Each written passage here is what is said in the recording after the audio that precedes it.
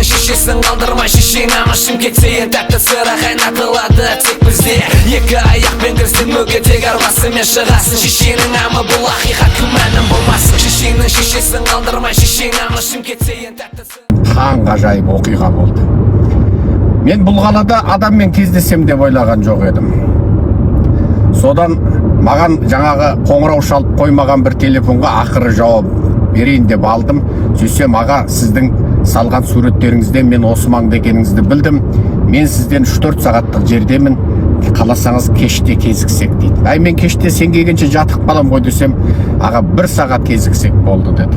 Жарайды дедім. Содан мақұл дедім. Өзім жаңағы қонақ үйімді онлайн алдым.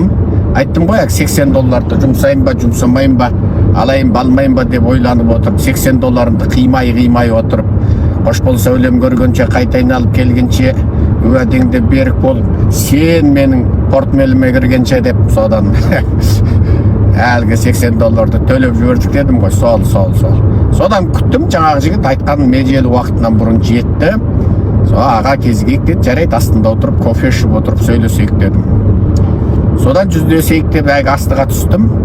Жаңағы ініміздің қасында бір ұзын бойлы, қап-қара кәдімгі қара нәсілді қыз тұр. Ана інімізден енді кем дегенде 50 сантим 60 сантим дейік. Ана ініміз енді бойы 1 метр 65 ба 68 ба сондай ғана екен. Орта бойлы ғой енді қазақтың бәрі, осы кәдімгі қазақта орта бойлы. Ана қыз енді кеткен енді. Қыз енді жоқ дегенде 1 метр 90 бар ғой. Содан жаңағы енді екеуінің бойын қарыстап жүрген жоқпын, сөздің шыны керек. Бірақ қыз енді зіңгіттей қыз. Сонымен кездесейік дедім, кездік. Енді ол бала дегенмен де сөздің шыны керек, ол 32-33-тегі жігіт. Мен енді бала деп жүрмін ғой, мен үшін алғанда бала. Мен енді 52-демін қазір. 52-ге бара жатырмын. Желтоқсанда міне 52 боламыз. 52-ні бітіреміз ба? Енді есептей беріңдер, 74-ші жылғылар, 74-ші жылдың желтоқсандағылар, қаншаға келесіңдер. Сонымен ана жігітпен таңырқадым. Мен бірден білдім, ол жігіт не мазаны алып жіберді. Сонымен әңгіме қызық екен. Сонымен ол жігіт жаңағы келіншекпен заңды некелесіп алған қызбенен. Екеуінің махаббаты жарасқан, кәдімгідей разы боласың. Енді анау жасырары жоқ, енді қараның әдемісі де, көз дегенің енді тура топ-томалақ сызып қойғандай, біздің сығыр көзімізбен салыстыруға келмейді, біздің сығыр көздермен. Ананікі топ-томалақ кәдімгі.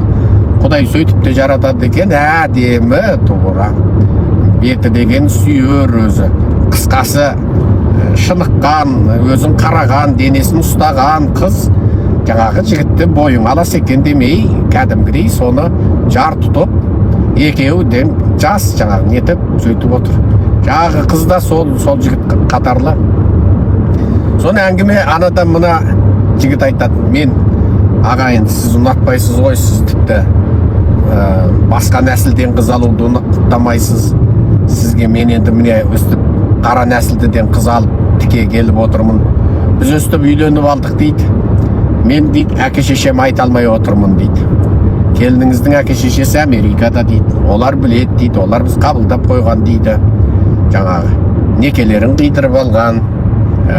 Жаңағы келін жарайды, сен егер қабылда десең, окей, мұсылмандықты қабылдайын деген. Енді жігіттің де енді ол мұсылмандық дегенде діни білімі де бір керемет білімі болмаса керек. Мұсылмандық деген сол арақ ішпеу, анау мынау темекі жаңағы немене шошқа етін жемеу.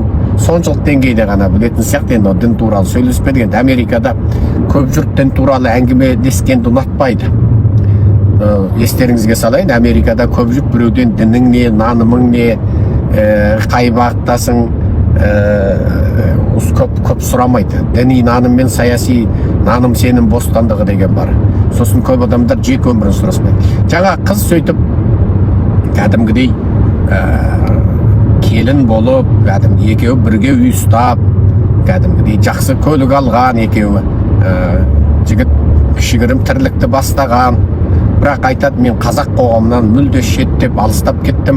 Жора жолдастарымның ешқайсысына да айтқым келмеді, білдіргім келмеді. Білмеймін, бір түрлі қысылам. Сосын ата-анамды қатты аяймын. Олар тіпті қабылдамай ма деп дейді. Енді ата-анасының жалғыз ұлы екен де. жалғыз ұл екен. Сон бір тал ұл деп жаңағы аяп отырған. Қазақта енді қыздарды енді ардақтайды, құрметтейді, бірақ енді ана жалғыз ұл деп отыр екен да. Жалғыз ұл қарадан алған. Соны не дейсің енді оны сіздер не деп айтар едіңіздер? Енді екеуінің танысу, махаббаттасу барысын әңгімесі, нәзілдесіп, түннің бір уақыты болса да кофе ішіп отырып, жаңағы қонақ үйдің астындағы дәмханада отырып сөйлестік. Келіп жатқан адамдар бар, кетіп жатқан адамдар бар, қонақ үйде жұрттың мазасын алмайық деп ауашада отырып сөйлестік. Сол үшін келіп жаңағы қыз мені ана жігіт айтып түсіндірген, ағылшынша оқыған, мә сіз адамдық құқықтың лидерісіз, ұлтыңыз үшін қалай жұмыс жасап жатсыз, сіз біздің Мартин Лютер Кинг сияқты екенсіз дейді. Мен айттым, енді Мартин Лютер Кингге ұқсатыңыз, біз ырымшыл қалыппыз, Мартин Лютер Кингнің тағдырын жазбасын деп қойдым. Сөйтсем, сондай ма дейді. Маған айтыңызшы, қазақтар туралы көп біле берейін, мен Қазақстанды барып көргім келеді, жаңағы ата-аналармен сөйлескім келеді, кім жаңағындай жасқана береді, сіздерде жаңағы басқа қауымдарды қабылдамайтын әдет бар екен ғой дейді. Енді біз ұзақ уақыт жабық жағдайда қалдық дедім. Жер шары тіпті қазақ дейтін халықтың барында білген жоқ. Орыстар бізді жауып ұстады. Орта Азияда теңізбен ашық шекарамыз жоқ. Теңізден бөлініп қалдық. Сонымен әшейін біз орыстың жаңағы етегінде бүркеліп тұншығып қалған халықпыз ғой дедім. Иә, орыстардың жасаған зұлымдығын білемін. Мына орыс-украин соғысынан кейін барып осы тақырыпқа көп жұрт қызықты, неге орыстар сондай деп, содан кейін барып біле бастадық. Одан бұрын біз Ресейде бір жай айналасына маза бермейтін, тынымсыз ел дейтінбіз, сөзсек әңгіме арыды екен ғой деп қыз жіберді. Қыз енді білім деді, ана қызға енді сөздің шыны жігіт қызығатындай қыз енді. Ой десең ой бар, бой десең бой бар. Мен олармен бір сағат сөйлесем дегенім қайда, соныменен түнгі сағат 3-пе сондайға дейін сөйлес. Негізі бір эфир жіберейін деп отырғам, жарайды, эфир жайына қалды. Соныменен жігітке айттым, болды енді деді. Сүйдің ба дедім, сүйдім. Өзің қатты жақсы көресің ба десем, иә дейді. Осы қызды сүйіп балқисың ба десем, балқиын дейді. Осы жаныңның тыныштығы ма десем, иә дейді. Рақаттанып осыны сүйіп, осыдан ләззат алып отырсың ба, болды деді. Тамақ жегенде де бір зауқың соқпай, тәбетің тартпай жеген тамақ жаман ғой. Мынау бір сүйсініп тұрып, әрі қарныңды тойдырып, әрі рақаттанып тұрып жейтін тамағың сияқты ма десем, иә дейді. Енді ойланба дедім. Елге қара болса қара болар, өзіңе ақ болса болды дедім. Жігіт қуанып кетті, бейне әке шешесі батасын бергендей, ана жігіт қуанып кетті. Мен күлем, мен ғой қабылдап отырмын дедім. Мен құптап отырмын, мынау адам ретінде алтын қыз ғой дедім.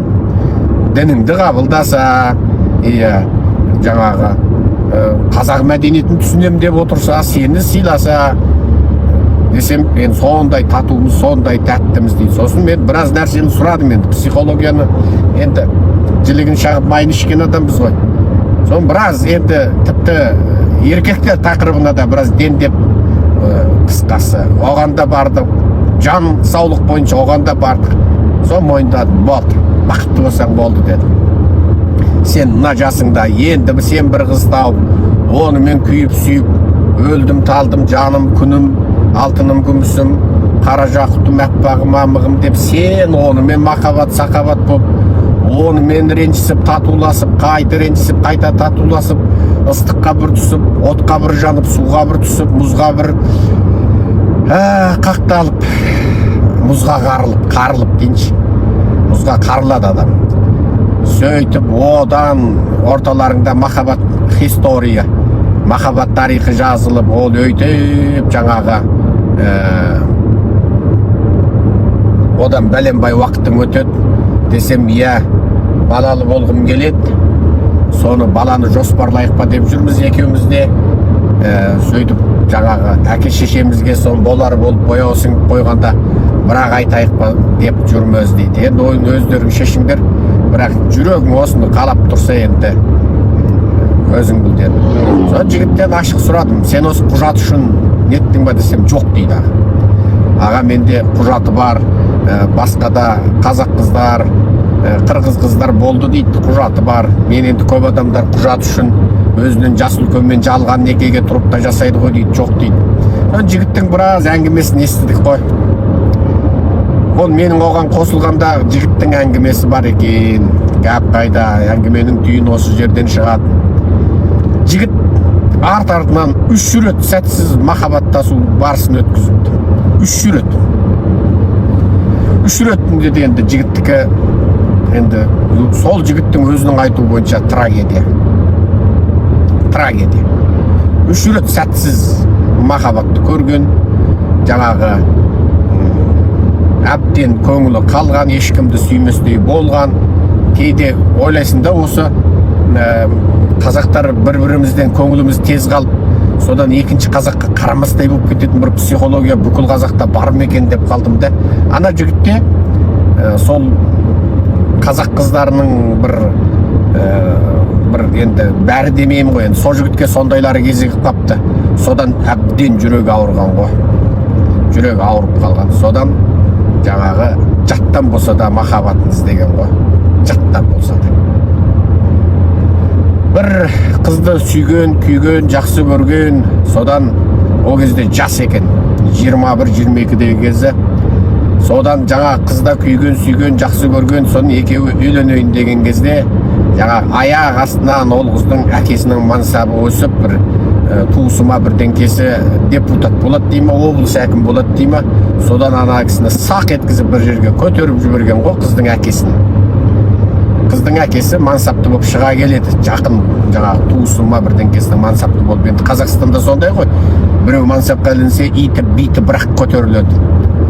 Содан жаңағы әкесі одан бұрын жаңағы екі жақ сөйлесіп, неге шақырысып бірін-бір сөйтіп жүрген, ресми құдалық, бару келу, әнемі де той жасайды деп жүргенде тарс еткізеді де әкесі қызды аздырады. Теңіміз емес, олар қара сирақтар екен. Алматыда үй жалдап тұрады екен, енді сырт жақтан келген ғой, басқа облыстан. Біздің теңіміз емес, сақ еткізеді, мәнсапқа қолы жетіп, бір айға жетер жетпейтінде Алматыдан байлар тұратын жерден 3 қабат коттедж алады кісіңіз. Қызда жаңағы арқыратып мықты көлік мініп шыға келеді, сөзді өзгере бастайды. Әкесі мансапты болғаннан кейін қыздың да әңгімесі өзгереді. Сонымен әкесі бастап, қызы қостап, ең соңында гудбай, сау болыңыз дейді ғой. Қысқасы қорлап отырып, намысына тиіп отырып, сен қысқасы тең емессің деп кеткен ғой. Жігіт қатты қорсынған. Жігіттің ештеңкесі жоқ екен. Әкесі қарапайым автобус шофері деді ма, шешесі кәдімгі столовыйда, асханада жұмыс істейді екен, қарапайым жұмысшы болып. Соң қатты қорсынған ғой. Содан бастап мен қалай көтерілем деп басымды тауға тас құрдым дейді. Істемеген ісім қалмады дейді. Мақсатым не мансапты болу, не баю дейді. Жаңа қыздан әкесінен де артық болып дейді. Көрсету дейді, ана қыздан кек алу дейді. Анаған бір өзімді дәлелдеу дейді де, өкіндіру дейді. Сөйтіп дейді, 5 жыл ма 6 жыл ана қыздың несінен шыға алмай қалдым дейді. Не дейді анау? Бір ықпалы дейміз ба, зардабы дейміз ба, содан шыға алмай қалдым дейді. Қатты қиналдым дейді. Ой, мен айттым, ол енді сенің соққыдан соңғы күйзеліс синдромы ғой десем, иә, тура сол сіздің сол лекцияңызды тыңдадым ғой дейді. Соққыда PTSD дейді, соққыдан соңғы күйзеліс синдромы дейді. Сол синдромнан шыға алмай дейді. Мен айтам, енді сен оған дәлелдемей-ақ өзің тың өмір бастайсың ғой десем, соны бастай алмай қойдым дейді. Не істесем де сол қызға дәлелдеу керекпін, өкіндіріп дейді, сол жаздым, жаңылдым, кешірші деп алдыма келсе, мен оның әкесінен де бай, оның әкесінен де мықты бастық болсам, содан жаңа қыз жаңылып, мен жаңылыппын, кешірші деп алдыма келсе, оңбаған, енді менің мықты болған кезімде келді ма, кет ары десем деп, тура бүкіл өмірімнің мақсаты тек сол болып қалды дейді. Мен айтам, ол дұрыс емес қой ол. Ол бір адамның қателігін сен, оның қателігі, оның өмір таңдауы, енді сол үшін өзіңді азаптайсың ба деймін де. Ол сені бағалай білмеген адамның ертерек кетіп қалғанына сен қайта риза болмайсың ба? Сен орта жолда лақтырмағанына десем, иә дейді. Соны ойлап жете алмай қойдым ғой дейді. Бұл жігіттің бірінші әңгімесі екен.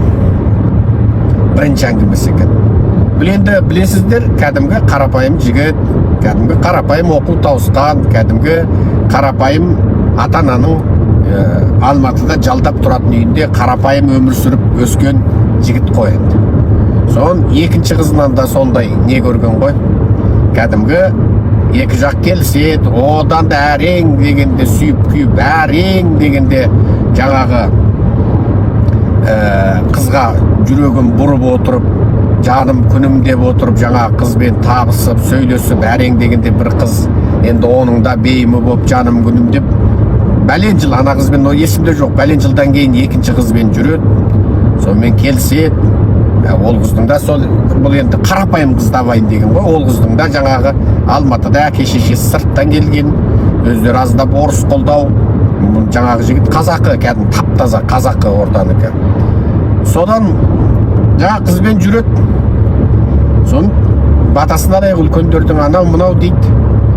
Содан сөйтіп жүрген кезде бұл жігіт кәдімгі Түркияға оқуға аттанатын болады. Қыздың енді колледж ғана білім бар ма, сондай бар. Сонымен қызды алып бұл Түркияға оқуға аттанады.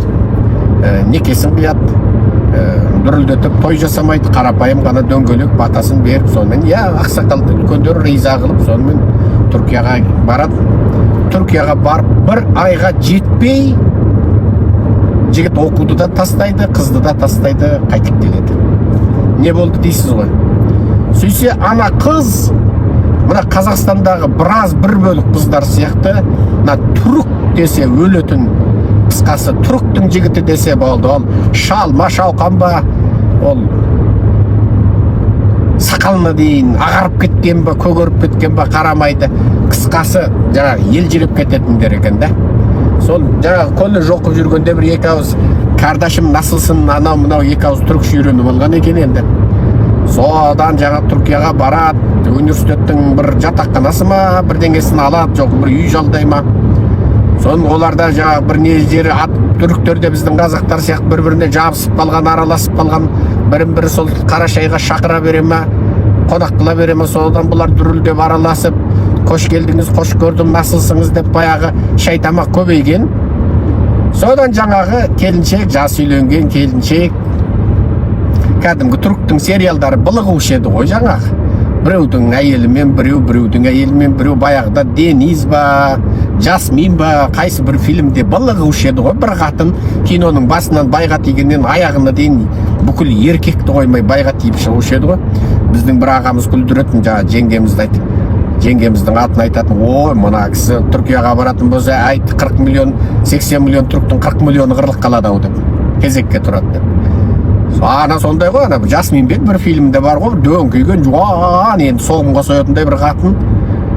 Сол оның жасы да, кәрісі де, жиені де, нағашысы да ғашық болып қалам, есінен айырылады, қатын бала жағасын тастай сап, о қатынды әйтеу тие береді, біресе түрмеге отырады, бір кезде әйтеу бір ел анасы болып кетеме, елдің бәрі одан ақыл сұрап кетеме, түріктердікі қиялы ғой бір. Баяғыда ғана бір немеледі, бір батыр сымағының фильмін, бір шет пұшпағын 2001-2002 көріп, кім еді әне бір бандит сымақ біреу бар, премьер-министр оған келіп ақыл сұрап кетеме, ол әйтеу Тойота көлік сатып кетеме, армияда бола ма, қару алып, шауып жүре ме, қашып жүре ме, Түркияны түсінбей қаласын елдің бәрі. Пистолет көтеріп алып, шауып жүрген сияқты бір бәле ғой бұлар. Содан анау жаңағы көрген сол фильм түріктің өмірі сол екен деген, қысқасы өзіне ыржиып қараған түріктің бәріменен жаңағы келіншегін, қысқасы өте көп түріктің батасын алған ғой, жаңағы шалы бар, шауқаны бар, профессоры бар, молдекеңі бар, уағыз айтатын, батасын алып жаңағы бонус жинаған ғой ана жаққа қарай. Сол түрік атаулы әшейін тегін жаңағы кардашты қарынға басып, кардаш деп, сонымен қарындас деп қарынға басып жібереді екен баяғы. Оны ана жігіт білмейді, атағы шыға бастайды қыздың. Ол сол ана түріктің сериалында не көрсе реал өмірде соны істеу міндет екен Түркияда деген ғой. Сонымен ең соңында көзі жетіп, көзі жеткен үстінен түскен ғой қысқасы. Бұл жігітке де бейшара обал өңкей осындай бір соққылар дәл келеді екен. Сонымен ана қыз айтқан, мен қайтесің енді, болды, осылай болды. Сонымен жігіт айтқан, онда қош сау бол. Күйген, енді ана университетте ары қарай жасау мүмкін емес. Ана келіншек бәрін туыс қылып жіберген ғой, басынан аяғына дейін. Студентінен магистріне дейін, жаңағы декан, профессор бәрін туыс қылып жіберген ғой, бәрін берекелі болыңдар, тату болыңдар деп жіберген ғой.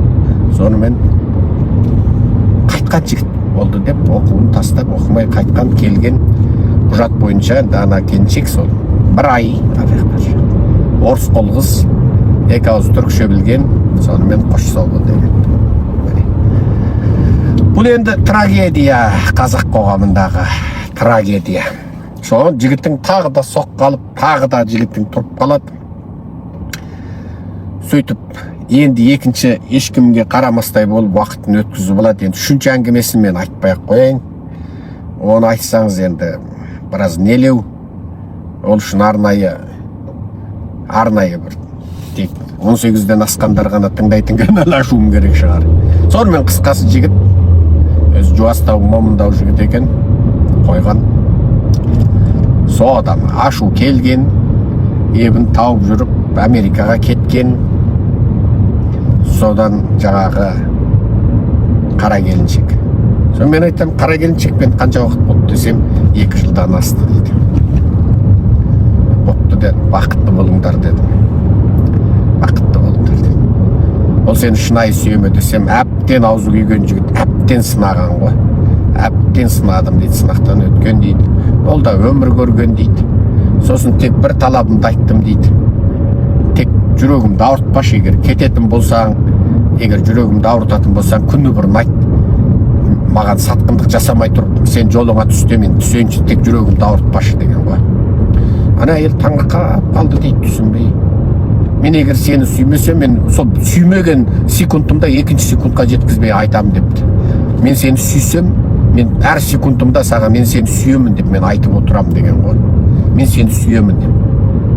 Таңертең сүйіп қоштасамыз, кеште сүйіп табысамыз дейді, екі жақта жұмысқа. Жаңағы өстіп дейді. Егер мен сені сүймесем, 1 секунд уақытыңды алмаймын депті қыз. Мүмкін осы америкалықтардың ашықтығы сол үшін де жақсы шығар дейді да. Бізде мына орыстан жұқты ма, қайдан жұқты, түріктің сериалдарынан жұқты ма, не сұмдық дейді. Мына қыздарды, жігіттер дейді. Бір 2 кеседен тамақ ішкісі келеді дейді. Кеседен тамақ жеп отырып, қазанға қарап отырады дейді. Жаңағы бір көзі әшкенде болса, бір көзі тәшкенде тұрады дейді. Бұл не сұмдық дейді. Мен айтам, бұл сол Назарбаевтың азғындығы, сосын советтік тәрбие, орыстық тәрбие. Совет кезінен махаббат деп өңкей сол зинақорлықты махаббат деп дәріптеді ғой дедім. Ақындар, қазақтың ақын жазушыларына дейін, керек десең Айтматовқа дейін, біреудің қатынын біреу алып қашқанда махаббат деді ғой дедім. Иә, бұл сол дедім, сол. Ал енді америкалықтар еркін дедім.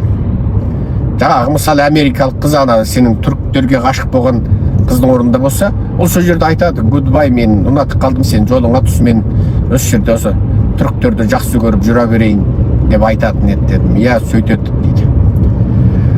Иә, енді тұтас бір халықты кінәламайсың ғой, тұтас бір халықты ақтамайсың.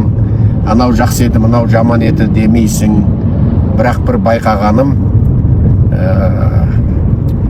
жаңағы қара зеңгі қызды ұнатып қалған қазақ жігіттің тағдыры шынында да кәдімгідей ауыр, оңай емес. Ауыр тағдыр, ешкімге тілемейсің. Бірақ таңғажайып, бірақ келіншек әдемі екен. Бақытты болыңдар дедім. Ана қызға да айттым, бақытты болыңдар, көсегелерің көгерсін. Соны айттым, Қазақстанға бар дедім.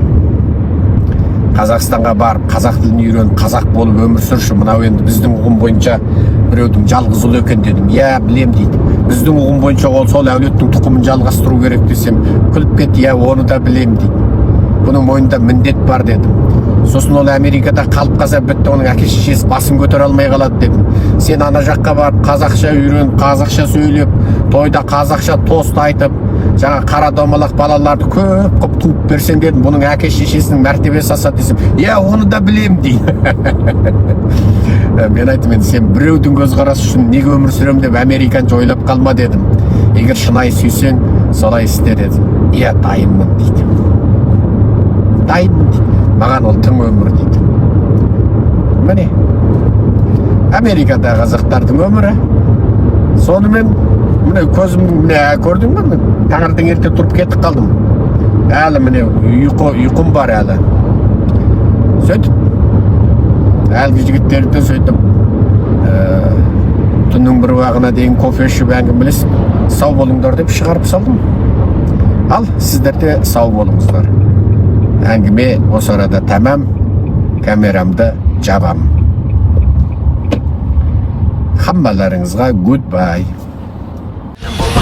Шишенің шешесін қалдырмай шишенамы Шымкент сейін тәтті сыра қайнатылады тек бізде Екі аяқпен кірсен мүгедек арбасымен шығасың Шишенің амы бұл ақиқат күмәнің болмасын Мүмкін көзіңе жылды құлағыңа жағымды Асыға көргің келер Шымкент деген қаланы Сенің естуің бойынша мұнда бәрі жақсы Дұрыс естімеген боласың жоласаң атыласың Көршілеріне сұра қайдан көшіп келгенін Шымкент деп жауап беретіне сөз беремін Бүкіл Қазақстанда біздің жерлестер Бүкіл универлерде әрине шымкенттіктер Шымкенттің балдарының сана сезімі өзгеше Белдерінде травмат, ауыздарында шеше Қазақстан құрылмай тұрып Шымкент аяққа тұрған Өз басы бөлек мемлекет